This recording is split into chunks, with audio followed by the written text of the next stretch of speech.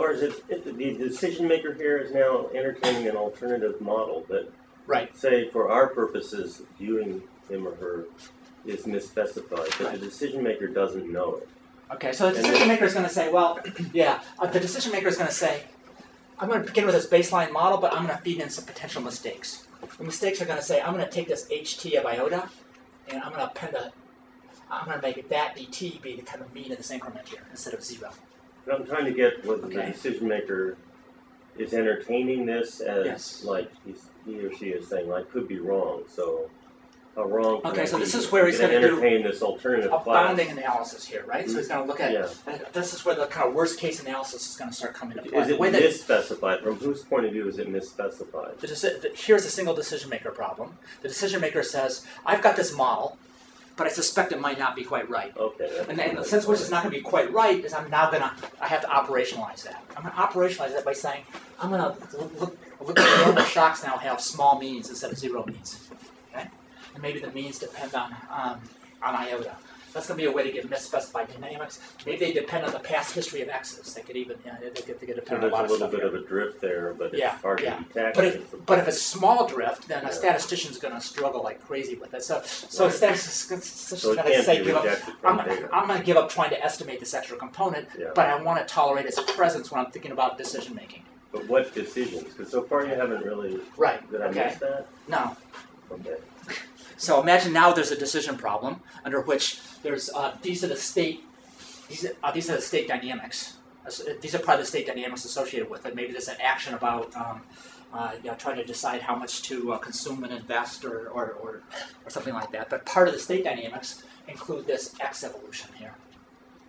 Okay, and so what you want to know is what's the consequences of making a misspecification like this on that objective function of the decision maker. So then instead of doing the econometrics based on the history, he's doing something a little bit different because it's not all that detectable anyway. So it's two parts of this. This is part A. Misspecified dynamics, I'm going to introduce this HT, looking forward, kind of imagine solving out the corresponding problem. I could do it for every different HT, but then I can also figure out, once I constrain this, I can figure out which one has the biggest consequences for continuation values. And that's where this robustness comes into play. What you want to do is figure out the H's which are most consequential to your decision making. And so this is why the inferential type problems here become, this idea of separating inference from decisions just goes out the window here, because when you're trying to figure out what alternative models to focus on, it really depends on focus on for what purpose.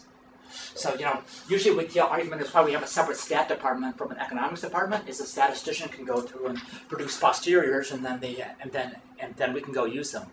Here we're saying, well, we're going to get rid of that separation, because once we allow for misspecification, then you have to ask which one's misspecification you care about, the ones that are most consequential to the decision making. So this is the misspecified dynamics, but then we also got the misspecified estimation. I have to construct some estimate of the mu looking at past histories. And that's what is the entropy penalty? That's the way the entropy penalty boils down to this, for this particular example. As you might guess, is when this is small, the log likelihood ratios are small. So you don't correct much. And so that's part of the entropy penalty. The other one's coming from here in the posterior. This is the posterior, so we're going to directly look at perturbing the posterior like this. But it's not as simple as just fixing the likelihoods. You're doing something else. Well, we're looking out over alternative models as reflected by the log likelihoods. And we're computing the likelihood ratios and trying to figure out when they're big and small. And we want to constrain them to be small, or to just leave on the table models which a decision maker would have a very hard time ever figuring out. And so the question is, how do you constrain them? How do you restrain them? That's what this parameterizing ambiguity and robustness is all about. What's a good way? How do you want to limit the type of alternative models which you're going to consider? You need to quantify what's small. Right, yeah. Okay, so in this continuous time limit, something interesting happens in the sense of this is the natural penalty. The nature of the impact of changing a posterior has a dt component to it. So if this doesn't have a dt component to it, and this one does, then you're not going to get anywhere. So one strategy is to constrain this by dt, by scale this by dt, which just says that when you think about parameterizing these models, you can't really think about you have to think about their consequences here. Here, you know, a sensible scale, a sensible parameterization is going to have to take into account the quality of the data as reflected by this this time increment here. So you can't imagine picking one parameter that's going to work for all time increments, at least in the usual way it's done in this literature. So that's one strategy. Just before. So that's kind of what this slide was all about.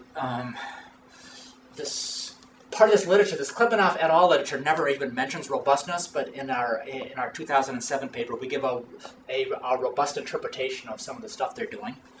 They would just say, well, let's go through and treat aversion over models as different from aversion condition on a model. We like to give this robust interpretation. And this Skiadas pointed out the continuous time limit of their stuff, for the reasons I just gave, just gets them nowhere. And then we point out that by doing appropriate scaling here, the scaling suggested by likelihood analysis, and that in fact you do get somewhere. But it says that you really have to think about the parameters in that literature as not independent of the data quality, or in this case, the sampling interval. Okay. Now there's another way to go, but this is just to illustrate that if you do the scaling, which we do, that you don't end up someplace nutty. Here we just computed continuation values. So we said, well, let's suppose we have a consumption plan that's just some linear combination of the state x. Okay? And this is the continuation value associated with that plan under kind of log utility here. And then we just worked out the continuation value formula. It's got this constant term phi t. Well, not constant. It's got this time-dependent term phi t. And there's two parameters that show up here. The parameters for misspecified dynamics is what this theta 1 is here. And our alternatively scaled parameter for misspecified state estimation, where we've adjusted for the sample interval, shows up here. And they each balance each other out. They're each scaled in a way in which they're both potent in terms of the analysis. And this shows up in shadow prices and Lagrange multipliers and everything else.